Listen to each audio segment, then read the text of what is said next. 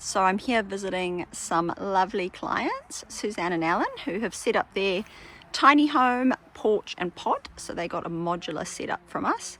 They've set it up on these screw piles, which can be removed. In fact, the whole structure, the stairs and everything can be disassembled and moved elsewhere, which they plan potentially on doing in a few years' time. But their setup is longing for nothing, and it is spectacular. So I'm excited to show you around.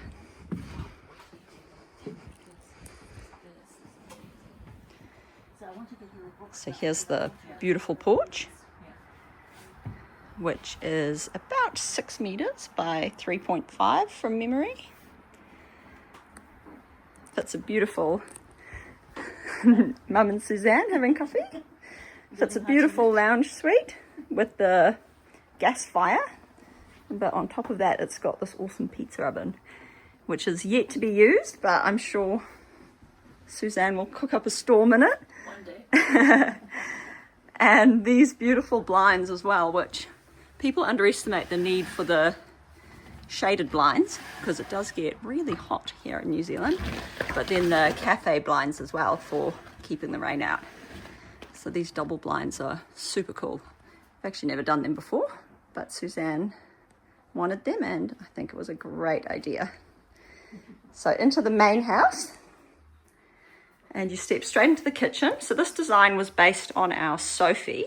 Actually, it was based on Mum and Dad's, which was originally based off the Sophie, but with a lot of customization and modification. So you fit a really big fridge, pantry, with so much storage. In fact, this tiny house, I think, has some of the most storage in the kitchen out of any of the ones we've done. Push to close to keep the pantries nice and clean. Oh, this is quite cool actually. So this unit pulls all the way out and locks so that it can be an extension of the kitchen. And it's got its plugs and everything in there so that you never have to take the beater out and put it on the bench. It stays in that place. So pretty cool feature. Curved bench tops. Most of these design features were Suzanne's ideas, and I think you'll agree she has an amazing eye because it just comes together so nicely. All soft close. Very important in a small space because you hear everything that much more. Oh, and then the under kick storage. It's actually the first time we've done this, and it's a lot more functional than I expected. When you see what Suzanne's put in these, you can fit quite a lot all the way around. Another feature I love is the copper splashback. I've got nails to match today, courtesy of my 10-year-old. And even down to the little extra shelf drawer under the sink to make use of every last inch of space.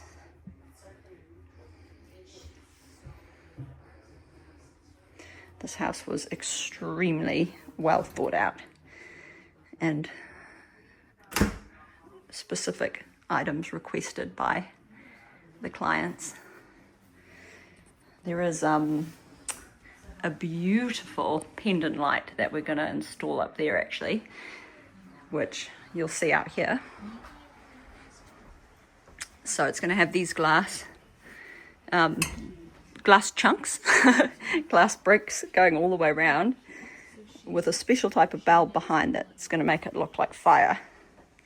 It's a very Game of Thrones vibe, and will sit out there and hang beautifully in this space.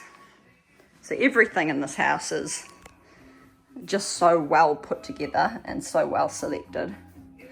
So their furniture is only temporary. They've got a container arriving from overseas with their actual lounge suite and some extra items going in. We've got massive TV, which turns this into a really nice sort of home theatre almost, with a little office. And when they have guests around, the main entertaining area is in the outdoor lounge. So nice, cozy, functional media room.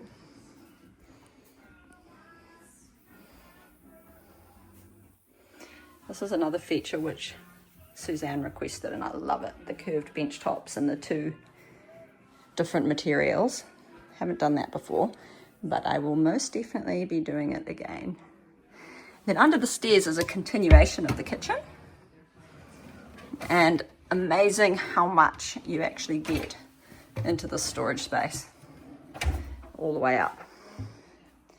So just a lot more space to put things.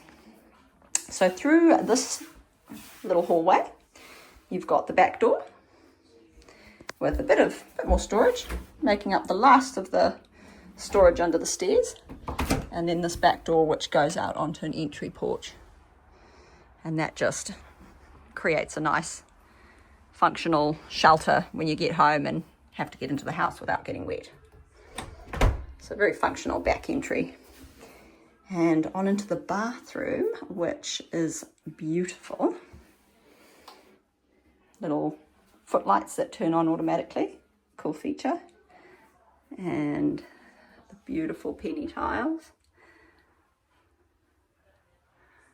LED mirror, copper tapware, and then these heated towel bars, which apparently work really well, Suzanne tells me. And a very cool feature I see they've added is this towel hanging, this clothes drying line, which you can pull out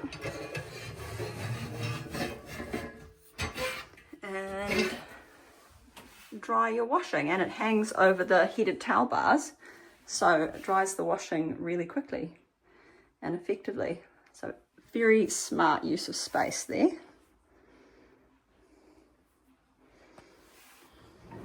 Shelf to put cell phones on and clothes when you're in the shower. Do you see what I mean when I said everything has been thought about? So really functional bathroom laundry, and looks really beautiful as well. So now we're stepping into the pod, which is its own separate room, parked right up against the tiny house. And we've got a California King bed, believe it or not. A massive bed with beautiful wallpaper behind it, and these curtains for privacy, but it opens out onto the deck.